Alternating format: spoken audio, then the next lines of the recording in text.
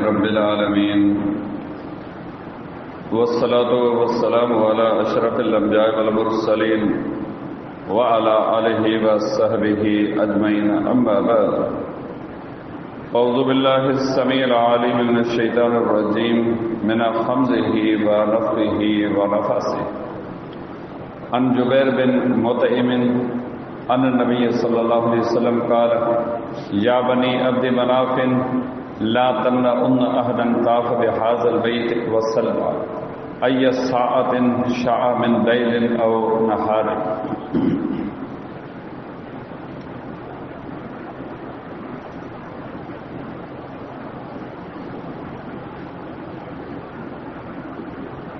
حدیث شریف کتاب سنن نسائی میں کتاب مناسک الحج والعمرہ میں رسول اللہ صلی اللہ علیہ وسلم جے انہوں پاکیزہ احادیث مبارکہ جو درس اللہ تعالیٰ جی رحمت ہے انہوں جے مہربانی سان لگاتار ہلند رہی جن احادیث مبارکہ میں رسول اکرم صلی اللہ علیہ وسلم جن مسلمان مردن اے عورتن کے عمرے اے حج کرن جے حوالے سان ہدایتوں اے نصیحتوں کرن فرمائیوں آئیں.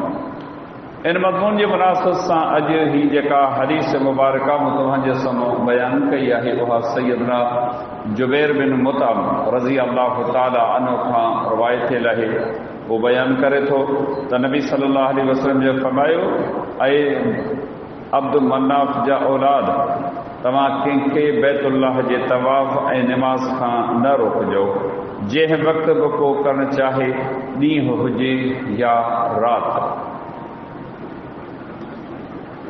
بیان کل حدیث سے مبارکہ میں رسول کرم صلی اللہ علیہ وسلم جن کعبۃ اللہ جی عظمت ان کے مقام اے مرتبے کا مسلمان امت کے آگاہ فرمائے وہی تو جن قبلے ڈاں تمام منہ کرے نماز پڑھو تھا ان قبلے کی حیثیت عظمت اے قدامت تمام وڈی ہے. جیتوڑیک عرب جا مانو مشرق ہوا بتن جا پوجاری ہوا مختلف عقیدن جا پیروکار ہوا پر ان کے باوجود کعبۃ اللہ جی وڈی تعظیم اے وڈی عزت کندا ہا. کعبۃ اللہ جی حیثیت جا سب معترف ہوا. جاہلیت کے دور میں مسلمانن جی جان اے مال بئی غیر محفوظ ہوا. جنکے بھی جن جو مال کہڑے بھی قسم جو ہوجے ہتھ آیو ہبائے ویندا ہا ڈاچی ہوجے اٹھ ہوجے یا بکری رڈ وغیرہ ہوجے. خاص طور تے چوری پھر ان قوم میں عام جام ہوئی پر قربانی وارن جانورن ऐं जेके जानवर बैतुल्लाह जे तरफ़ वेंदा हुआ हज जे ॾिहाड़नि में उन्हनि खे जुती गिची में विझी वेंदी हुई ऐं उहा संदन रत में रंगे उन्हनि जे गिची में विझी वेंदी हुई. कोहट खे चीर ॾेई उन मां रत निकिरंदो हो उहा जुती रंगे उन्हनि जे गिची में विझी छॾींदा हुआ. सभिनी जानवरनि जी फुर लुट चोरी थींदी हुई पर उन्हनि जानवरनि जी चोरी कोन कंदा हुआ. सम्झंदा हुआ त ही कुर्बानी जा जानवरनि हज जे ॾिहाड़नि जे लाइ तयारु थियनि पिया उन जे करे उन्हनि जी हू पचर कोन कंदा हुआ. अल्लाह रब्बुल आलमीन हिन घर जी हैबत ऐं अज़मत उन्हनि जे दिलनि में विधी हुई. अल्लाह जे पैगंबर सल्लल्लाहु अलैहि वसल्लम जो ख़ानदान अब्द मनाफ इन अज़ीम घर जी ख़िदमत ते मामूर हो. हाजन के पानी पियारणु उन्हनि जी ख़िदमत करणु ऐं आए वे खे टुकुर पाणी जी सलाह करण जी ज़िम्मेदारी इन ख़ानदान जी हुई. रसूलुल्लाह सल्लल्लाहु अलैहि वसल्लम जिन पंहिंजे ख़ानदान जे माण्हुनि खे मुख़ातिब थींदे फरमायो त तमाम वटि मुख़्तलिफ़ इलाइक़नि खां माण्हू ईंदा. के पैदल ईंदा के सवार थी करे ईंदा के अमीर के ग़रीब के ॾींहं जो पहुचंदा के राति जो पहुचंदा के ॾींहं जे पहिरें हिस्से में पहुचंदा के गरम तरीन हिस्से में पहुचंदा के राति जे शुरू वारे हिस्से में पहुचंदा ऐं के राति जे आख़िरी हिस्से में पहुचंदा. तंहिंजे करे हिन अज़ीम घर जा दर तमां बंदि न कजो. मस्जिदुल हराम ऐं काबतुल्लाह इहा अहिड़ी जाइ आहे जिते हर वक़्तु माण्हू मौजूदु हुजनि था. केर बि कंहिं बि वक़्तु पहुचे उनखे इबादत करण खां न रोकियो। जीअं आम तौर ते असां वटि ईअं थिए थो, हींअर त शहरनि जूं मस्जिदूं इशा नमाज़ खां पोइ मुकमिल तौर ते बंदि आहिनि। अञा बि ॿाहिरां में थोरो निज़ाम मौजूदु आहे। मस्जिद जो हाल बंदि आहे, उनजो विरांडो उनजो थल्हो खुलियल आहे, वुज़ू जी सहूलियत मौजूदु आहे।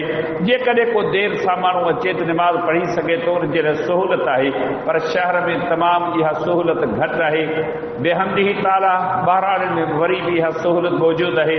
अलाह जे पैगंबर सल्लल्लाहु अलैहि वसल्लम जन पंहिंजे ख़ानदान जे माण्हुनि खे फरमायो त तव्हां हिन घर जा दर बंदि न कयो, मस्जिद खुलियल रहे ऐं काबतुल्लाह जे तवाफ़ ऐं इन जी निमाज़ जेका पढ़िजे थी तवाफ़ खां पोइ 2 रकातूं कंहिं बि मुस्लमान खे कंहिं बि वक़्तु न रोकियो।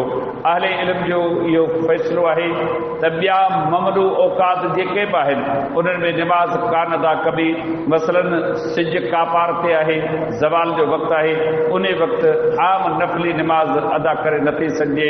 सिज उभरे पियो, सिज लहे पियो, इन ई वक़्त ते शरीयत नफ़ली निमाज़ पढ़ण खां मना कई आहे। हा, तहियतुल वुज़ू आहे, तहियतुल मस्जिद आहे, क़ज़ा निमाज़ आहे, इहा सबबी निमाज़ अलॻि शइ आहे, पर आम नफ़ली निमाज़ पढ़ण खां शरीयत मना कई आहे। पर काबतुल्लाह में, मस्जिदुल हराम में कंहिं वक़्तु बि तव्हां वञो, वञी करे 2 रकातूं पढ़ो, नफ़ली निमाज़ पढ़ो, क़ुर जी तिलावत करियो, सजदा करियो। नबी अलैहिस्सलाम जे हिन फरमान में जा इहा ॻाल्हि मालूम थी, उते हर वक़्तु इबादत जी इजाज़त आहे। कंहिं बि क़िस्म जी का तंगी न करणु खपे। मसलन हिकिड़े माण्हू तवाफ़ करे बसि कयो, सिज उभरण जो वक़्तु आहे, उहो जेकॾहिं चाहे 2 रकातूं पढ़नि त उनखे रोकियो न। हिकिड़ो माण्हू तवाफ़ करे बसि करे थो, ज़वाल जो वक़्तु अची वियो, उनखे रोकियो न, भली उहे 2 रकातूं पढ़े। हिकिड़ो माण्हू तवाफ़ करे बसि करे थो, सिज लहण वारो आहे, भली 2 रकातूं पढ़े, कंहिंखे का इजाज़त कान्हे। कहिड़े बि वक़्तु को माण्हू काबतुल्लाह में, मस्जिद हराम में अचे, शरीयत उनखे इजाज़त ॾिनी आहे त तव्हां भली 2 रकातूं पढ़ो। ही सभु इज़तूं अज़मतूं आहिनि जेके अलाह ताला हिन अज़ीम घर खे ॾिनियूं आहिनि। ही कोरोना वारा साल आया जिन में काबतुल्लाह खे, मस्जिद हराम खे मुसलमाननि जी निमाज़ जे लाइ ॼण त बंदि कयो वियो। 6 फुटनि जे मुफ़ासिले ते हिकु माण्हू बीहंदो हो, काबतुल्लाह जो तवाफ़ करणु, हजर असवद खे चुमी ॾियण वारो मामिलो जेको आहे सो बंदि कयो वियो। हाणे अलाह जी रहमतुनि जी तौफ़ीक़ सां वञी कुझु मामिलो जुड़ियो आहे। हाणे वॾे तादाद में माण्हू काबतुल्लाह जो तवाफ़ करणु, उमरो करण जे लाइ अचनि पिया ऐं उन्हनि ते हिन क़िस्म जो के पाबंदियूं कोन्हे। त शरीयत हिन घर जी ताज़ीम, अदब, एहतराम करण जो अमर कयो आहे। मुस्लमाननि ते हक़ आहे जिन बि माण्हुनि खे अलाह ताला इन नेमत सां नवाज़ियो आहे, इन घर जो सफ़र कर। अलाह रब्बुल आलमीन इन सफ़र जी विख विख, टके टके खे वॾी इज़त जे निगाहनि सां ॾिसे थो। मुस्लमाननि खे अमर आहे अमामा जंहिं बि माण्हू इहा सघ आहे बैतुल्लाह ताईं पहुचण जी, त तव्हां ओॾां उमरो या हज ज़रूरु करियो। अलाह रब्बुल आलमीन मूंखे अमां सभिनी खे इन्हनि सादतुनि हासिल करण जी तौफ़ीक़ अता फ़रमाए ऐं उहे पंहिंजे बारगाह में क़बूल ऐं मंज़ूर बि फ़रमाए। वमा अलैना इल्लल बलाग।